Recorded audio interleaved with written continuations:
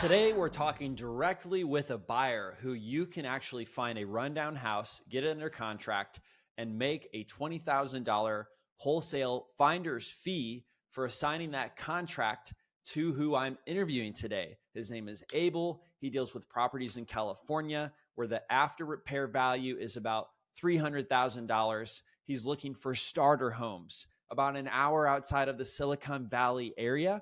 And if you find one, this is how you can give it to him so that you can make a finder's fee. We're going to talk to him about his flipping business so that you can start thinking the way he does to better understand how to bring properties to him. So, Abel, how much did you make on your first house flip?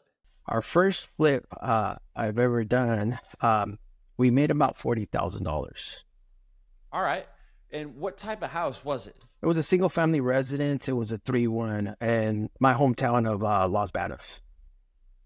Okay, where is that? Las Vegas we're in Central California, literally an hour from Silicon Valley, San Jose, an hour to Modesto, which is in Central California, and an hour from Fresno. So, okay, got it. Now I get where that is for sure. Why did you decide to flip a house? I've seen it around. I saw a lot of people doing it. One big developer in Las Vegas actually did it during 10, 11, and 12. And he was buying like 200 houses at a time and was flipping them. And it's like, so curiosity got to me and finally decided to try it once, you know. Mm-hmm. So what were you doing before then? What drew you to it, you know? I've been a full-time real estate agent for the last 20 years. Okay. And just being involved in the business around housing, I got the curiosity to come around and get involved in flipping and try it out. Got it. What was drawing you to do the flip when you're already doing work as an agent, for example? I would say extra income, you know? Okay. I thought you could make more income in less time, I guess. Correct. That was why it was appealing. Correct. So additional income, maybe, you know, at the end of the day, you know, 1 or 2 flips literally could take over what your income is on as a real estate agent. Right. So, and you saw somebody doing it, so you knew it was possible. And how did you end up taking down that first property? Or, you know, how did you find it, for example? So, since I'm involved in the real estate, a local agent who I have a good relationship with brought it to my attention and said, hey, this house, when she initially brought it to me, the numbers didn't work. But with time, about 6 months later, we ended up looking at going back to the property, reviewed it, saw that, you know, the equity went up. So we ended up like, well, the numbers work now. So we decided to, you know, purchase it and buy it. What did you buy it for? We bought that one for $225. $225. Okay, got it. And then what was the price after you'd fixed it up? We sold it for $352,000. Okay. And how much did you have to put in it? We put about $45,000 into the rehab. Okay, got it. All right. Yep. So you bought for $220, put $40,000 in, so you're about $260 in. You sold it for $360 almost, basically. Correct. Wow. Okay. So if there was $100,000 difference there, where did the rest of it go? Because you made $40,000. We made $40,000. Holding cost was a big part of it. It was a new one, so we had it for quite extended of time. Eventually, we actually had it in contract for $375, but the appraisal didn't come in, so we came down, lowered it, and so we could have made more on it. The last numbers were we made roughly about $40,000 on it. Holding cost was the big one, and interest. You know, being a newbie, hard money loans, they tend to charge us more. I think I got charged like 3 points on the first deal. Interest was like at 9%, so we got hit pretty hard. Got it. Yeah. So a lot of times when people flip homes, they do find like a hard money loan, which is a temporary loan, right? That sounds kind of like what you did. And that comes with the longer it takes you, the more interest you have to pay on that. So that's where the other portion of the money went. So I like that. You You felt like it was a great deal. You analyzed it. You went ahead and said, yeah, I'm going to flip the house, got the loan, and ended up making $40,000, which is great. So at that point, how long did it take you to fix it, by the way, and before you sold it? I want to say it took us 8 months to fix it. And then, of course, within 30 days, we had it in contract. So we had it for about, 9 to 10 months. Yeah. I mean, so you created a house that people wanted to buy. How did you know what types of finishes to put inside that people would really want? Mostly my contractor. So you let him pick your stuff. We would go in it. He would tell me what's the kind of needed, what he's in. So what I ended up doing is I reached out to one of the contractor who was actually doing houses for other investors. So picked his brain and asked him, came back, can you do this one? What do you recommend? And that's technically how it got going. Yeah. And you could trust his assessment because he was successfully helping other people flip homes. So you could basically just ask him, well, what do you put in those homes? Correct. Yeah. Nice. Okay, great.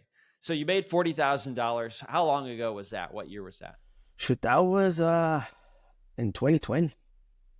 Okay. During COVID, ahead of all things. Yeah. It was during COVID for sure. Yeah. So what have you done, I guess, between then and now? Well, we're up to about 45 houses currently. I have 5 of them listed. And we have another 5 in rehab, in contract to purchase another one that we just picked up last week. Okay, got it. So congratulations on all that. So on the 5 you have in rehab, do you have like hard money loans on all those too? Correct. We go after the volume mostly. So we figured the more we turn, the faster it is. Then, it's not as much if you concentrate on one, but if you go after the volume, it ends up being more than just trying to handle a few rehabs here and there. When you say you go after volume, that means instead of doing 1, you're doing 5, right? So were you going after a buyer or a seller who had 5? Is that what you're saying? We were copying. During that time, I actually got connected with a hedge fund to list their properties. So picking my PM's mind, I kind of started seeing what they were doing. So my mind was, well, why don't we just copy and paste what they're doing? So I got connected with a huge hedge fund that rehabs, probably one of the biggest buyers nationwide. And I list for them. And what I also do is copy and paste it into my business. Hey guys, if you know you want to quit your job in the next 3 months, make sure you're subscribed to this podcast because we've got some incredible frameworks with step-by-step instruction that you're not going to want to miss. Also, leave us a rating and review to let us know your favorite parts and why you want to get financial freedom. Got it. No, that's smart. You've got to repeat a proven business model. That's what we always say here at the DealMachine podcast. That's great. Good example of that. Now, do you do this with a partner or are you doing it just yourself? I do it with a partner. Okay. Who's your partner? How'd you find them? He is actually my contractor. Oh, okay. So does he own a portion of the house? He does. We split everything 50-50. We both came in with cash to start the business. And, that first house, we actually bought it cash. And literally within a week that we closed, we got the opportunity to buy another one after closing on that one. So we had to get the cash, pull out the hard money loan off of the first deal. So that's where some fees, double escrow, unfortunately. But, we pulled the money out of that one, bought the second one. Right after the second one came the third one. And it just trickled down that way, kind of a dominoes effect. Yeah. Well, it's a good partnership because you all have different skills, obviously. He's your contractor. You're the one doing the comps and the selling of the property, et cetera. So, and your relationships led you to even get the first deal in the first place. So I like that partnership. I'm curious. So many people get into partners with people that don't have any special skills that they don't, and they also both don't know what they're doing. So it's fantastic. You guys had 2 existing skill sets, and I love that. It seems like that would be the right partnership to get into. Have you guys been a partner on every single deal, or do you guys just go on a deal by deal basis? No, every single deal. So we started a business together, And from there, we went in, put money in the bank, equal 50-50. And ever since that happened, everything we find, it's together. I'm almost gonna say it's more of a company, you know, deal. Got it. So do you guys have an LLC that you formed together? Yes, we do. Have you ever done one in your personal name? I have. Okay. Was there a big difference between doing it in your personal name versus doing it in the business? No, not necessarily. So, right after we did a few of them, we started reaching out, and we noticed, we got into with some mentorships. I don't know if you heard of Cole Hatter with Thrive. So we got into his mastermind. While we were out there, we also met Carlos Reyes.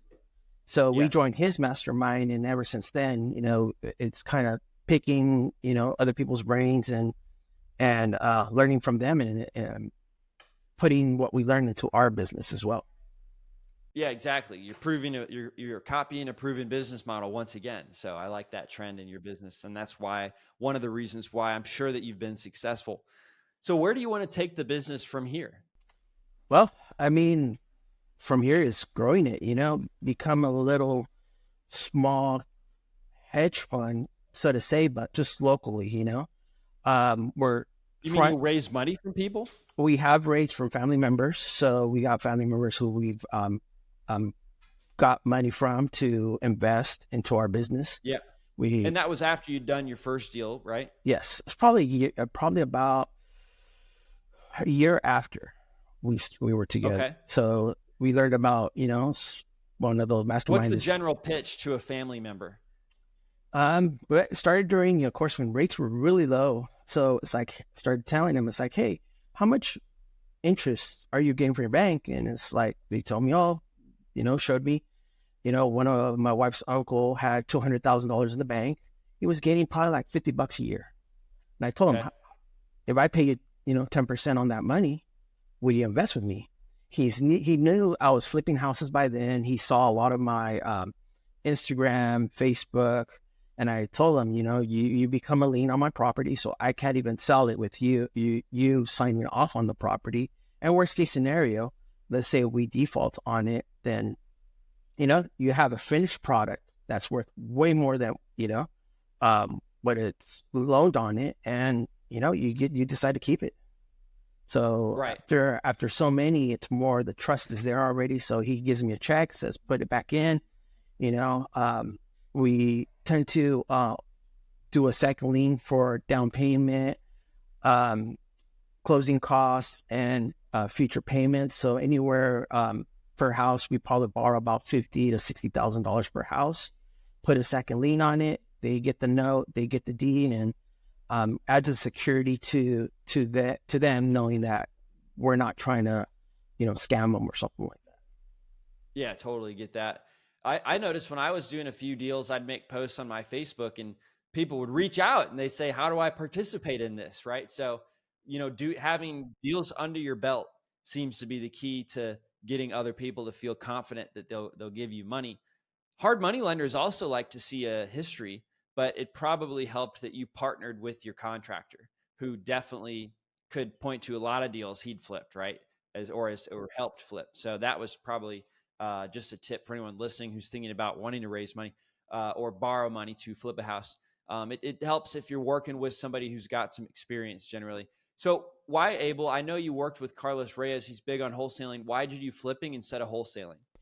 I think the bigger spreads at the time, and during COVID, of course, you bought something now, and, 6 months from now, your ARV was way higher, So we're trying to get into wholesaling.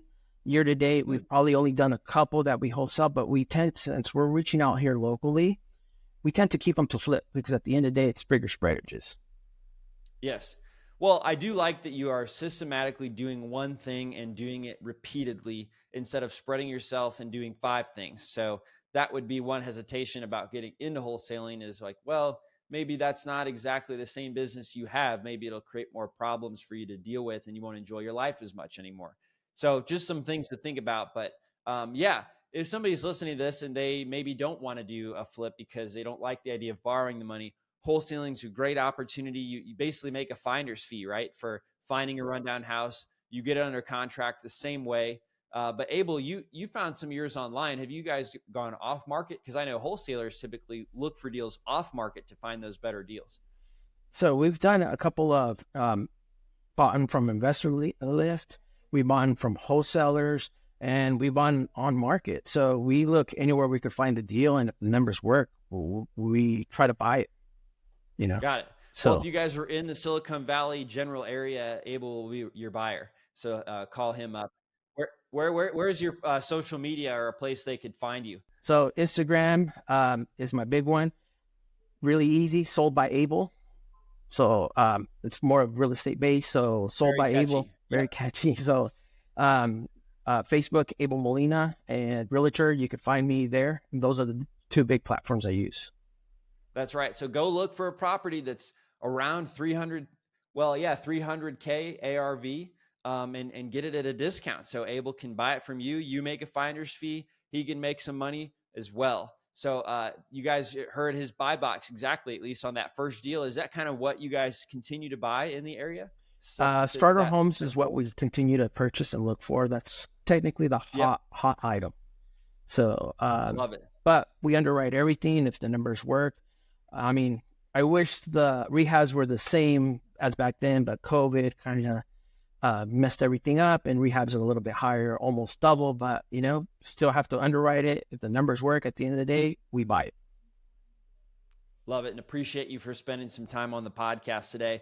Everybody give it up for Abel's first podcast ever as well. This was such a pleasure for me to be able to be the one to interview you, and I hope you enjoyed it as much as I did. I did. Thank you, David. Absolutely. Well, hope you have a great rest of your day. And thanks again. We'll send you some DealMachine treats just for being on the podcast. So stay tuned for my assistant to reach out and send you a few things. Sounds good. Thank you. All right. See you, Abel. Bye-bye. Thanks for listening to the DealMachine Real Estate Investing Podcast. Please leave us a review and follow along wherever you're listening to your podcast.